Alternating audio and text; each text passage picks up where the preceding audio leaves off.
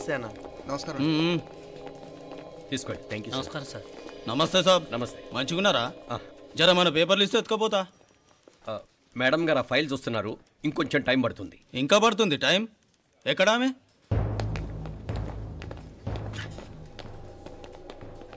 నమస్తే మేడం, జర మా పేపర్ల మీద సైన్ చేస్తే. Madam, Gopal, real estate Gopal. Gopal real estates, ఆ బేగంపేట ప్లాన్ కోసం. ఓ అదా, మీకు ఆ 7th ఫ్లోర్ పర్మిషన్ ఇవ్వడం కుదరదండి. అంతేకాదు 5-6 ఫ్లోర్లు కూడా మీరు బాల్కనీలు చాలా ఎక్స్టెండ్ చేసి కట్టారు. సిమెంట్ కూడా చాలా నాసిరకం వాడారని మా ఇంజనీర్ల రిపోర్ట్. సో ఆ 7th ఫ్లోర్ విషయం పక్కన పెట్టి ముందు ఆ 5th, 6th ఫ్లోర్లు పడగొట్టి బాగా కట్టించండి. ఎవరితో మాట్లాడుతున్నావు తెలుసా? తలకాయ తెగిపోద్ది. ఏంద్రా దూకుడు? మేడం గారితో అట్టానా మాట్లాడేది? అట్టానా అట్టానా అట్టానా అట్టానా అట్టానా అట్టానా అట్టానా? వీళ్ళు ఇంతే మేడం, నరకడం తప్ప మాట్లాడడం చేతగానోళ్ళు. క్షమించండి, అనవసరంగా గూడుతో పోయేదానికి గొడ్డల దాకా తెచ్చుకోవడం ఎందుకు మేడం? చిన్న సంతకం మీకెంత కావాలో చెప్పుండ్రి, సెటిల్మెంట్ చేసుకుందాం. కమిషనర్ గారు, ఇక్కడెవరో రియల్ ఎస్టేట్ గోపాలంట సంతకం కోసం బెదిరిస్తున్నాడు. వచ్చాడా? ఎందుకు మేడం అనవసరంగా గోడుతో పోయేదానికి గొడ్డల్లాగా తెచ్చుకోవడం? చిన్న సంతకమే కదా. ఓకే రియల్ ఎస్టేట్ గోపాల్ గారు, ఆల్టాస్ ఆపోజిట్లో నిరాని కేఫ్లో సెటిల్మెంట్ చేసుకుందాం. 3ంటికి వచ్చేయండి. మంచిది మేడం, వస్తా.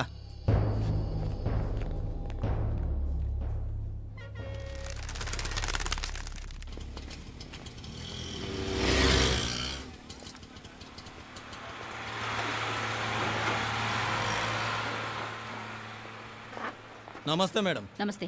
ఏయ్ లేండ్రా, కూర్చోండి. పర్లేదు, ఇక్కడ కూర్చుందాం. రండి మేడం, చాయ్ చెప్పమంటారా? ఇప్పుడే తాగాను. మా ఆఫీసు కూడా ఇక్కడి నుంచే వస్తుంది. ఇప్పుడు నచ్చిరు మేడం.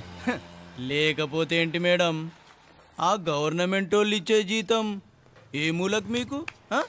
మీకు చదువుకుంటున్న బిడ్డలు, పెళ్ళిడికి వచ్చిన పిల్లలు ఉంటారు కదా. ఇదిగో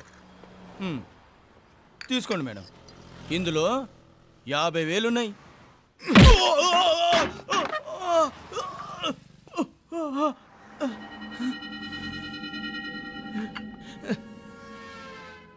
అన్నట్టు వీడు మా అబ్బాయి నువ్వన్నట్టుగా చదువుకుంటున్నాడు.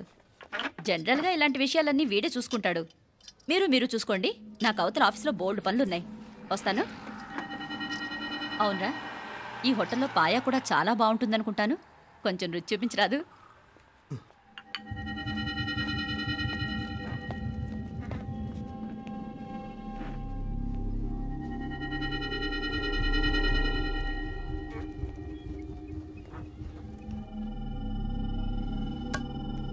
అక్బర్ భాయ్, జరా రానా. ఈ రోజుకి సర్వీస్ క్లోజ్ చేసి జీ, దాంట్లో 50,000 ఉన్నాయి. డ్యామేజ్ ఖర్చులు కొంచెం లేలో బాయ్.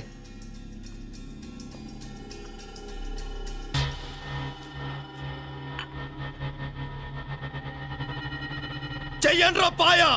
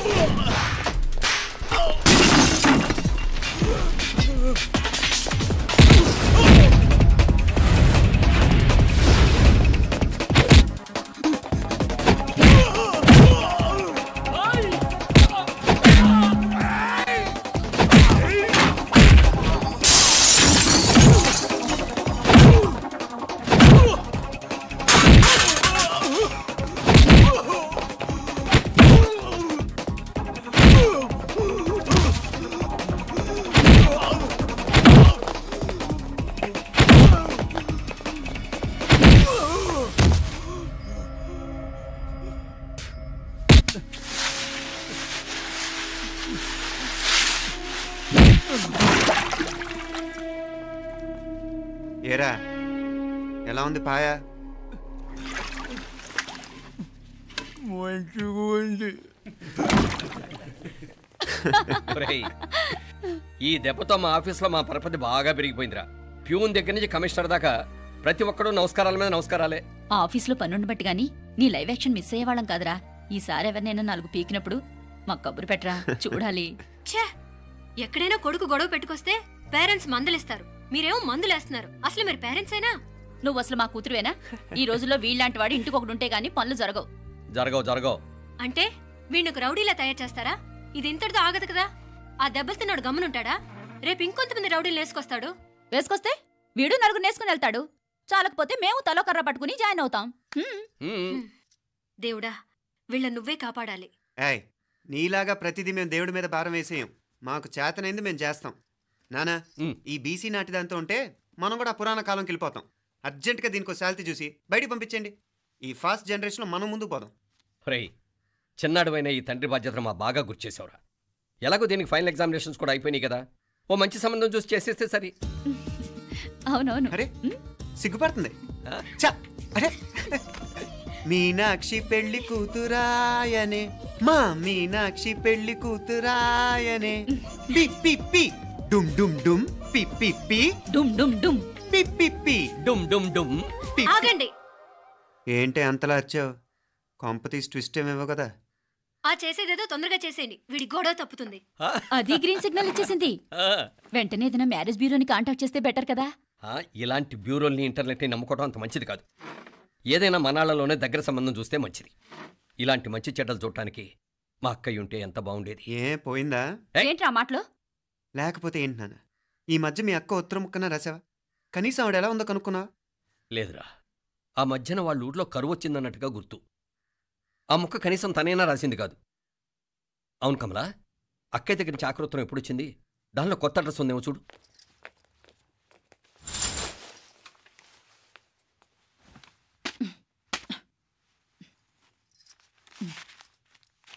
ఇవి చూడు. ఇదే ఆఖరిదనుకుంటా. మా ఇది ఓపెన్ కూడా చేసినట్లేదు. ఏంటి ఓపెన్ చేయలేదా? ఇటీ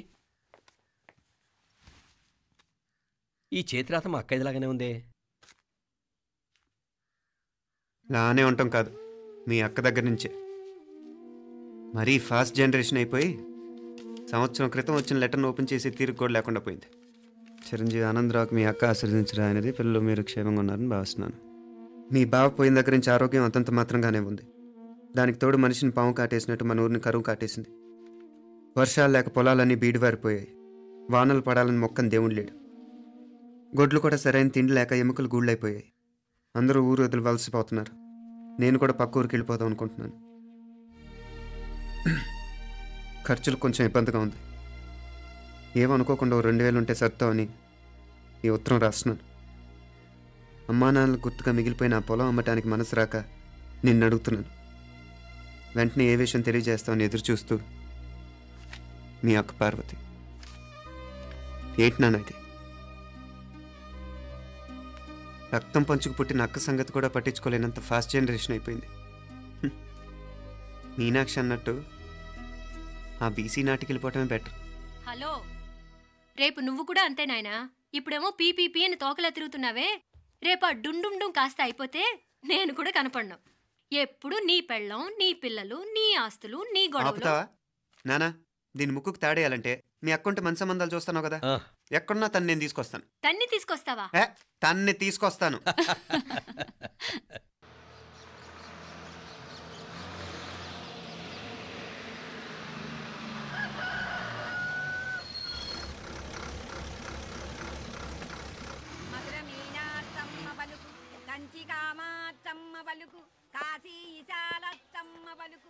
బాబు, ఇక్కడ కావూరి పార్వతమ్మ గారి ఇల్లు ఆ సందులో రామాలయం పక్కనుందండి.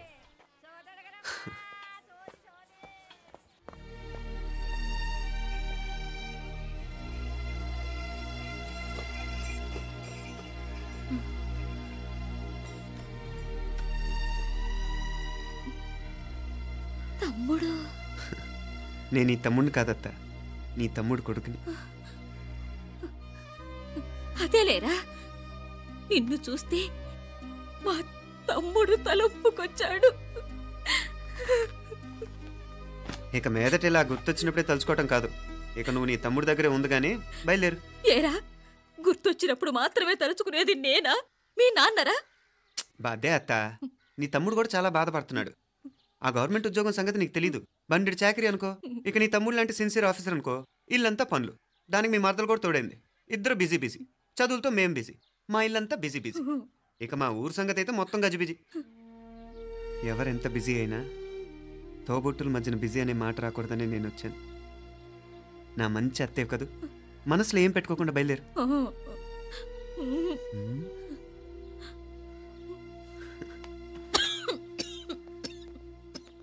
ఇంకా ఈ నాటు మందులతో పనేంటత్తా? నీ తమ్ముడు నిన్ను పెద్ద ఆసుపత్రిలో చూపించాలని చూస్తుంటేను. ముందు నువ్వు బయలుదేరు. నేనేమైపోతే మీకేంట్లేరా? మీరా బిజీ బిజీ ఊళ్ళోనే హాయిగా ఉండండి. ఇదేంటి నేను మాట్లాడేస్తున్నాను? నువ్వు మాట్లాడకపోతే ఎలా అత్తా? ఆడపిల్లకి అమ్మ మీద ఆశ, మగపిల్లాడికి అత్త మీద ఆశ. నేనేం నీకోసం ఆడపిల్లని కనలేదుగా. కనేసున్నా పోయేది. దాన్ని నేనే పెళ్ళాడేసి నీకు తోడుగా ఇక్కడే ఉండిపోయేవాడిని. అప్పుడు అని అనుకుంటే నేను ఆడేవాడిని. చెప్తున్నాను కదత్తా, మీ అక్క తమ్ముళ్ళ మధ్యన ఉంది చాలా చిన్న గీత. మన ఇంట్లో పెద్ద దిక్కు నువ్వే కదా. నీ తమ్ముడే మీనాక్షికి దగ్గర సంబంధం చూస్తే బాగుంటుంది అంటున్నాడు. ఆ మంచి చెడ్డ చూడాలంటే మాకు నువ్వు తప్ప ఇంకెవరున్నారు చెప్పు? మీనాక్షికి సంబంధాలు చూస్తున్నారా? ఇంకా చూడలేదత్తా. నీ తమ్ముడు నీకే అపనప్ప చెప్పాలనుకుంటున్నాడు.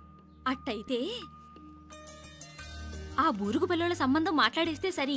ఏ బూరుగు పల్లెలు? అదేరా, కుర్రాడు కూడా బాగా చదువుకున్నాళ్లే, ఇంద్రవల్లిలో ఉంటారు. అయితే మనం హైదరాబాదు. నా తమ్ముడి కూతురు పెళ్లి నేను కాక మరెవర్రా చేసేది? నేను బండి కట్టించుకుంటారా? కొంచెం ఆగరా, ఏదైనా తిని వెళదు. తర్వాత తింటానత్తా. నువ్వు ముందు రెడీ రెడీ అవు.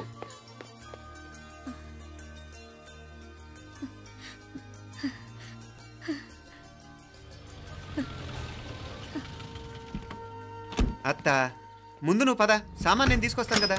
ఇక్కడ సర్దుబాట్లు ఉంటే తర్వాత నాన్న వచ్చేస్తారు. సరేనా? బయలుదేరు. వస్తానమ్మా. సావిత్రమ్మా వస్తానమ్మా. మంచిదమ్మా. రాఘవయ్య గారు వస్తాను. పెళ్లికి మీరంతా తప్పకుండా రావాలి. వస్తాను.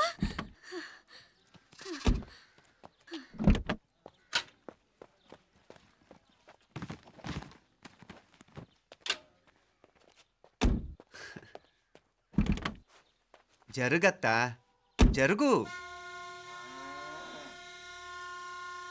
అత్త, అత్త,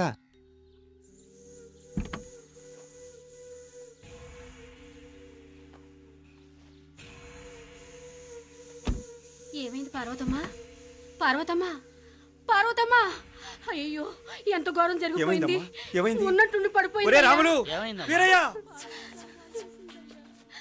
అరే కొండయ్య, పార్వతమ్మ చచ్చిపోయిందిరా. అయ్యో, ఎంత పని జరిగింది?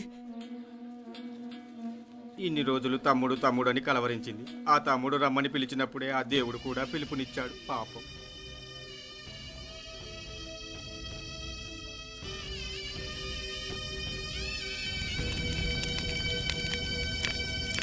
మా నాన్నగారి సంతానంలో నేను తప్ప ఇంకెవ్వరూ మిగల్లేదు. అయిన వాళ్ళందరూ వెళ్ళిపోవటంతో మీరందరూ ఉన్నా కూడా నాకంటూ ఎవ్వరూ లేరనిపిస్తోంది. మీ అక్కయ్య కళ్ళల్లో కూడా ఇదే చూశాను నాన్న. కాకపోతే తను పోయాక నువ్వు ఎవరు లేరని ఫీల్ అవుతున్నావు. మనందరం ఉండి కూడా తన ఒంటరితను అనుభవించింది. పోయేటప్పుడు కన్నీళ్లు కార్చడానికి నానే వాళ్ళు ఎవరు లేకపోవటం చాలా దురదృష్టం నాన్న. పగాడికి కూడా ఈ పరిస్థితి రాకూడదు. తెలుసో తెలియకో నాన్న చాలా తప్పు చేశాడనిపించింది. ఎంత మెకానికల్ లైఫ్లో పడిపోయినా తోబొట్టులు నిర్లక్ష్యం చేసుకొని పోగొట్టుకోవడం మహాపాపం. కళ్ళు తెరుచుకొని చూస్తున్నట్టుగానే పోయిన అత్తయ్య చివరి చూపు ఈ విషయాన్ని శాశ్వతంగా నాకు గుర్తుండిపోయేలా చేసింది.